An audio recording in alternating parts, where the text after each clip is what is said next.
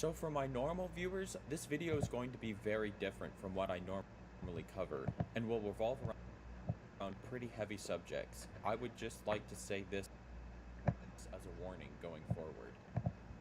Children's horror is a very fascinating genre of film. When you ask someone what's the scariest kids movie they've ever seen, the usual answers are like Coraline, Monster House, Nightmare Before Christmas, stuff like that.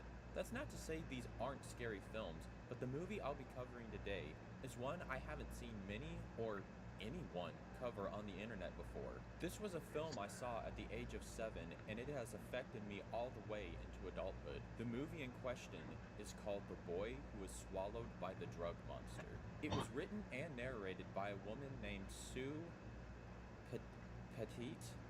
Now, this movie is in the category of short film because the runtime reaches just under 14 minutes, and it's not a film in the traditional sense since it's a part of a PSA campaign. But to me, it's still a piece of art regardless of the circumstances it was created in, and it has left an impact on me like very few films have. But before I get into the movie, I need to tell you guys how I even came across this in the first place.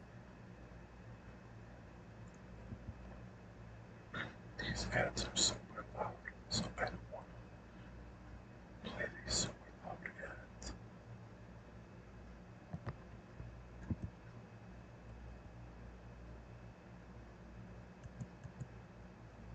So I don't know how many of you grew up with this, but in the 2000s, my elementary school had this event known as Red Ribbon Week, which was a campaign meant to encourage kids to stay I think we had that, I'm not sure. away from drugs.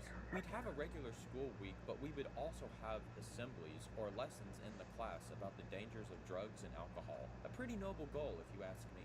However, the tactics they would use to make us kids aware varied in quality. It ranged from getting these people dressed up in goofy mascot costumes to tell us how bad drugs are, to getting police officers to tell us disturbing stories and show us pictures of people before and after drug usage.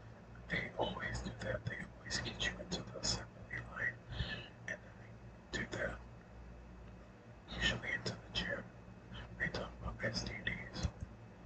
These variations of drug awareness tactics were not easy They always talk about STDs. for sensitive kids to process, me being one of them. So in the first grade, when it was my class's time of the week to go to the school library, we were forced to set our assigned tables and watch a video related to Drug-Free Week. The moment the librarian said we would be watching a tape, I assumed it was going to be some dumb cartoon like, "Don't be a fool, stay in school, don't do drugs." But I can assure you it was much, much more than that. Now, without further ado, here is that video. The movie is a series of drawings that tell the story of a boy named Vince as a woman narrates his life in a poem of sorts. While it's not traditional animation, the art style of these drawings immediately put me in a tense state. This is a story about a boy named Vince. He had a mom and a dad and a little sister too. He really wasn't much different than you. They look like simple kids' drawings, but the amount of shading and detail within the faces gives everyone such a disturbing look. It doesn't help that the way the film makes up for the lack of movement is by doing slow pans and zooms, making you feel like you're being physically pulled into the drawings. But one day something happened to his mom and dad. It was very hard for him to understand. They got a divorce. This made Vince sad, and it made him mad. It shows how he really misses his dad, but while one day at school, he meets an older man who promises him a magic substance that will make him feel happy. This is also our first introduction to the drug monster. But at first, it didn't seem like a monster. It was magic that came from a pipe. But what Vince didn't know was that a monster was waiting in the magic, in the pipe that he smoked. The monster would swallow him. That's very cheap. You know, I'm never smoking on that marijuana plant. You know, I don't really want to do drugs because, you know, the marijuana, it's, you know,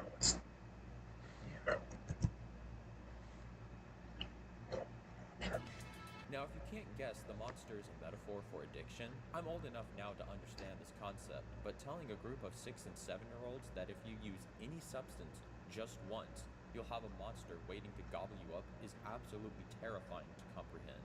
At the moment, the monster isn't It's not that scary. very scary, though. It kind of just looks like a blobfish.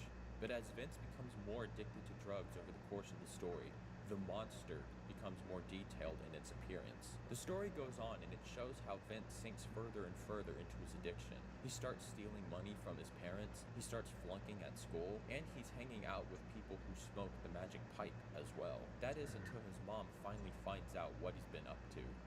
His mom found his pipe I feel my kidney or something.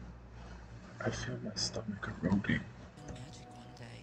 Drugs are bad, she said, and threw them away. Vince Is he gonna kill her? Wait, promised his mom he wasn't hooked. The drug monster chuckled this to drugs. himself. It really matters what type of drugs they take, because if it was some crazy drugs like some type of crocodile or like, some crazy shit, you would kill this one, But let's not talk about that. Let's just went to the As you can see, the drug monster I didn't really like that. Demons. is starting to form into a dragon demon thing, just laughing over Vince's shoulder.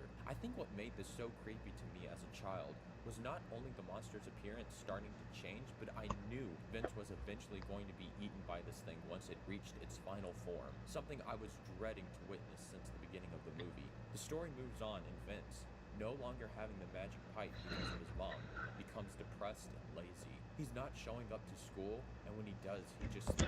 This doesn't feel like a movie. This low-key feels like some shit you would see on your recommended page on YouTube in like 2010s. sleeps all the time. He's become desperate for the magic pipe again, until one day he's introduced to a new drug, that being acid. So Vince bought the new magic. It was a tiny dot on a piece of paper. How good could it be? He ends up taking it to his room, trying it out, and seeing what it does. This, ladies and gentlemen, this is it. This is where the nightmare fuel begins, and I as a child was forever traumatized. Yo, don't do acid. I got That shit fucks you up. Never do it. I never did it. I'm just saying, just don't do acid.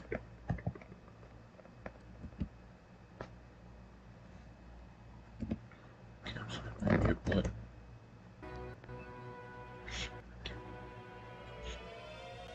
Soon he saw bright colors everywhere. He opened his eyes and saw big butterflies in the air.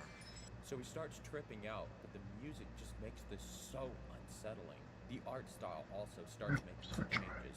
While there's bright and vibrant colors around him, Vince starts to be drained of color, becoming black and white, symbolizing how any form of life Almost he 4 had o'clock. inside is being drained away. Sorry for And then it cussing. happens. He felt strange, like he was floating, and everything got dark and scary. He looked down and saw himself lying still on the bed. How can this be? He wondered. Am I dead? Look at this. No, not only is this art style in darker shades getting extra creepy, but the concept of your soul floating out of your body without permission was starting to get too much for child me to handle. Stop. No sound was there. You're gonna make me have a motherfucking nightmare, bitch. Certainly not his cat. Something moved over there, No. coming out from under the chair. As he stared into the darkening gloom, a monster appeared right there in his room. Oh dear. It was the drug monster. At this point, watching as a child, I felt my insides start to sink. My arms became heavy and my legs were shaking. What I was Okay, isn't that scary? You're describing this shit as like some type of creepypasta. The drugs are kind of scary, but it's like you're acting like this is like some Jeff the Killer type of shit. seeing was having a strong impact, and I was wanting to leave, but my teacher was gone, and the librarian was this mean old lady who said no to everything, so I was forced to stay and watch this series of events unfold. As Vince sees the monster in the room, he begins crying and screaming for it to go away, but the monster just sits in the corner, laughing at him. The monster tells Vince that he That's pretty good drawing, though. should recognize destroys It's him pretty and good. his magic because he is the drug monster. And this is his end. He fixed his red eyes on the boy on the bed. The boy on the ceiling cried out, "Wake up! Run!"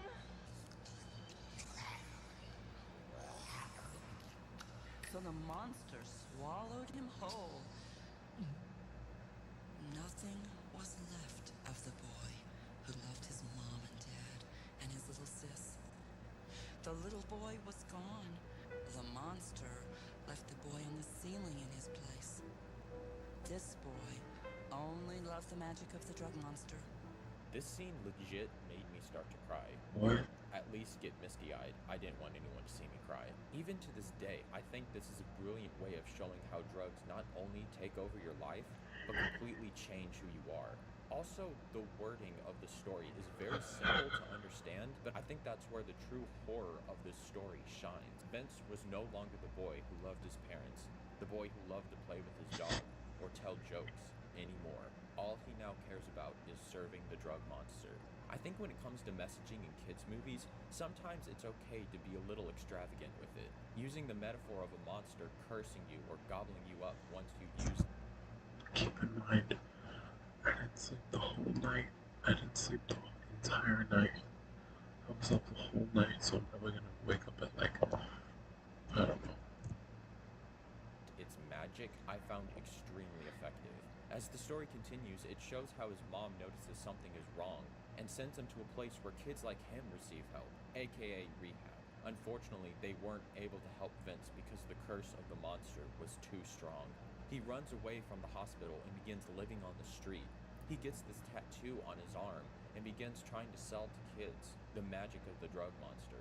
However, the cops end up catching him one day, and the narrator ends the story like she's telling the tale of a boogeyman around a campfire. They locked him up far away. And that is where he is, still, today. There you go, So jail. the story's over, and even though it scared me, I could at least rest with the fact that this was pretend. Drugs are dangerous, but there's no such thing as an actual drug monster, and Vince wasn't a real kid, so there's I mean, unless you're high enough. If you get high enough, like in that SpongeBob episode where they ate those Krabby Patties that was laced with THC, and then they start to see a hamster. I forgot what that was called. no need to wait, the video's still going. Do you remember the picture of the little boy you saw at the beginning of the story? Can you remember what he looked like? What? My name is Vince, only I'm not little anymore. I'm 21 years old and I'm in jail. It has been 13 years since I first smoked a 21. pipe. So in a shocking twist, the story of the boy who was swallowed by the drug monster actually existed. This is a true story.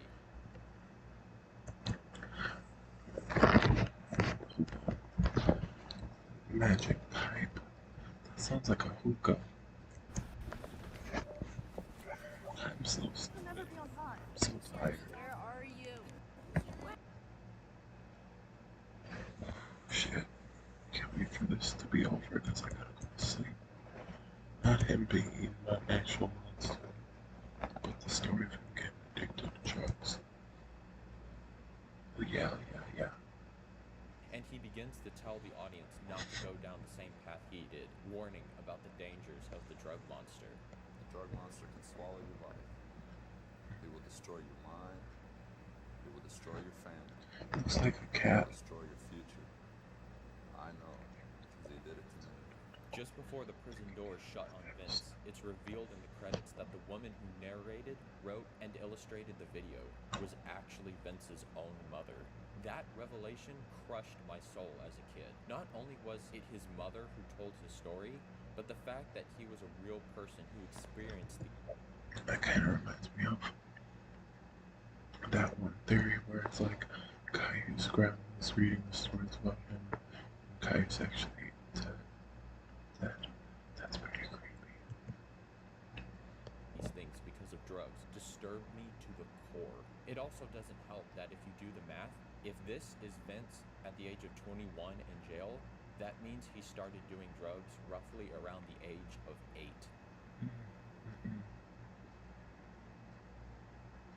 No, I've made it no secret throughout this video that this movie scared me as a child, especially the whole sequence of him tripping on acid. Even making this video and having to re-watch that scene in particular made me so nervous because of how I remember it affecting me. I remember after watching it that day, I hardly ate my lunch, or whenever we went outside for recess, I just went to a shaded area by myself to calm down. I have no idea if it affected anyone else in the class like it did me, but what I will say is that the video did legitimately scare me straight into never trying drugs. Seriously, all throughout elementary, middle school, high school, and college, I never once tried drugs. It never appealed to me to begin with, thankfully, but this film is actually a major reason as to why I mean, unless you got Tylenol, but Tylenol, that just helps with your back. I never tried. Watching it now, Or if you got a bad ass headache. it's not as terrifying, but the messaging and its delivery are still very powerful. At the beginning of the video, I mentioned some of the scariest kids movies ever made. While those are full-length features, and this is a short film made for kids in school, I don't think it takes the power it has away because it's still, at the end of the day, a piece of art in my eyes. In Coraline, while the movie is very scary and eerie in its direction, the message of being grateful for what you have didn't need to be presented in the form of horror, but it decided to do that and thus made it much more memorable in its experience. However, with the drug monster, it hits different not only because I watched it at such a young age, but the message of the danger of drugs in and of itself is a horrifying subject matter and must be delivered in the scariest way.